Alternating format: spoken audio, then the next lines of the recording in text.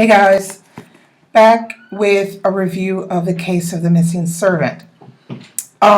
This book is really good. If you like detective stories, but you want a detective story with something a little different, check this out. It's basically set in modern day India.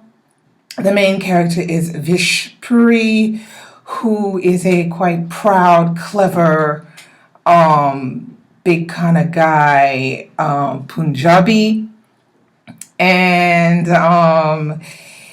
he's really good.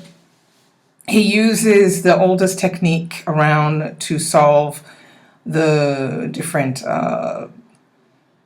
mysteries, which is using the technique of disguise and a team of people, different, women, young women, men.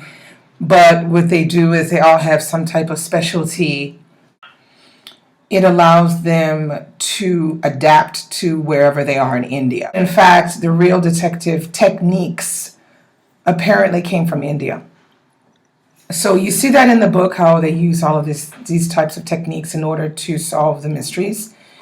And the characters are all, really, fantastic. You can almost imagine what they look like. Some of them are absolutely not described, but even so, as you're reading along, you can conjure up an image of what these people might look like.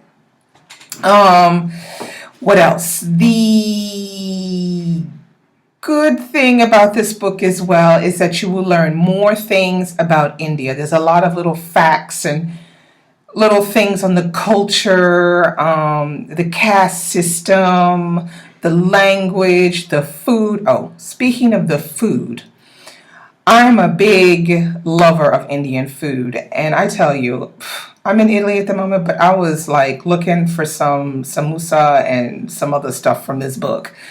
Because every time you go through the pages, because that's another thing, Vish Puri, he loves his food. So there are a lot of parts in the book where they talk about the different dishes and things, and that's fantastic because it just adds even more to the realism of it being in modern day India. What else can I tell you about this? There's also a glossary in the back. You have this, like a 10-page glossary in the back where you have the Indian word or expression, and you'll have what it means in English. Now, I thought that was good because you're reading along and there's some words that pop up quite frequently and you don't know what they are, and you can just flip to the back and look. Me personally, I would have preferred all of the glossary to be footnoted at the bottom of the page where the word appeared, because it cut my reading.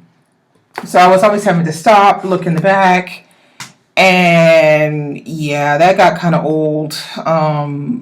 By midway through, I was getting a little tired of having to flip to the back. I wish they would have footnoted it at the bottom, would have made it for much better flow in my reading. But that was absolutely the only thing I did not like about this book. I'm so hyped to get book 2. Now, there are people that I know on BookTube that have been reading the #1 Ladies Detective Agency, which is kind of a similar concept to this one as well, because that takes place in Zimbabwe. And if I remember correctly, Alexander McCall Smith actually lives or has lived or was born in Zimbabwe. In the case of this book, Tarquin Hall, he is English. He has I think it's an English father and American mother. So he lived in England, but he's also lived in Pakistan, India, Africa, Turkey. He's lived in a lot of these places for a vast majority of his life. And he's a reporter. So you can tell when you read the book that he actually knows what he's talking about. At no moment in time you get this feeling of, oh, this is a book written by a white man who's British. At no point do you get this colonial kind of feel about it. There's no moment where you get this sort of condescendingness about India or anything like that. It is full on India at its best and it's at its truest. So you can enjoy it. But yeah, it's really good. And don't get thrown off by this little mustache like I did, because this little mustache reminded me a little bit of the, Hercule Poirot thing. No, no, no. No Hercule Poirot here. Vish Puri. Okay? So that's all I have for you today. Still having a good time on holiday.